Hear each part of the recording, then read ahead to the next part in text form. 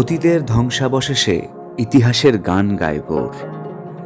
এককালে ছিল স্বর্ণমুকুট খচিত রাজধানী, ইসলামী শিল্পের অহংকারী অলঙ্কার। আজ ধুলোয় ঢাকা লাল ইটের গাঁথা কাহিনী বলে মহাসাম্রাজ্যের গৌরবের কথা, সুলতানদের ক্ষমতার ঝলক। চলুন ছুঁয়ে দেখি সেই গৌরবের অবশেষ। হারিয়ে যায় গৌড়ের ইতিহাসের অপূর্ব পথ ধরে।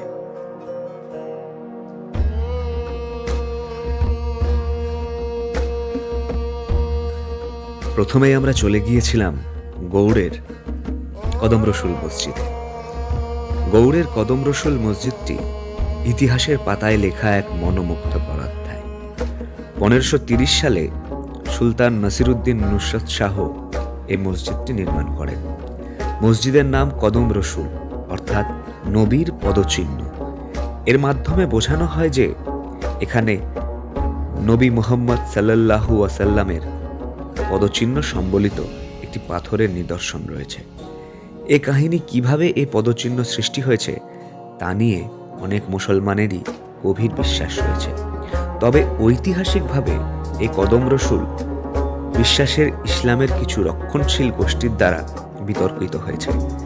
বিতর্ক থাকলেও গৌড়ের কদম রসুল মসজিদ সুলতান নুসরত শাহের রাজত্বের স্থাপত্য, ঐতিহ্য এবং নবী মুহাম্মদের প্রতি বিশ্বাসীদের অবিচল আস্থার নিদর্শন হিসেবে দাঁড়িয়ে আছে। তারপর আমরা সেখান থেকে বেরিয়ে সোজা চলে যায় দেখতে গৌড়ের 22 গজি প্রাচীর, যা এখন বর্তমানে অনেকটাই ধ্বংসপ্রাপ্ত। 22 গজি প্রাচীরের পাশে আমরা দেখি বল্লাল সেনের ধ্বংসপ্রাপ্ত বল্লাল বাটি। এরই মাঝে বেলা গড়িয়ে বিকেল আসছিল, তাই আমাদেরকেও যেতে হলো বাসের দিকে। আমরা সবাই একে একে করে এরপর চলে যাচ্ছি আরো বিভিন্ন দর্শনীয় স্থানগুলো দেখার জন্য। তারপর আমরা দেখলাম বারোদুয়ারি, ফিরোজ মিনার এবং অন্যান্য দর্শনীয় স্থানগুলি। তারপর আমরা ঘুরে দেখলাম বিভিন্ন মন্দিরগুলি। জয় রাধে জয় কৃষ্ণ জয় বৃন্দাবন, ও জয় রাধে জয় কৃষ্ণ জয় বৃন্দাবন, শ্রী গোবিন্দ গোপীনাথ মদন মোহন,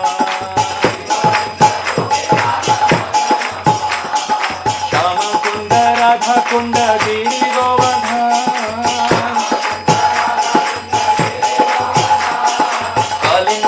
এই চরণচিহ্ন মন্দিরে আমরা মহাপ্রভুর পদচিহ্ন দেখতে পেলাম। আর এইভাবে করে আমাদের গৌড়ের যাত্রা শেষ হলো। ধন্যবাদ ভিডিওটি শেষ পর্যন্ত দেখার জন্য।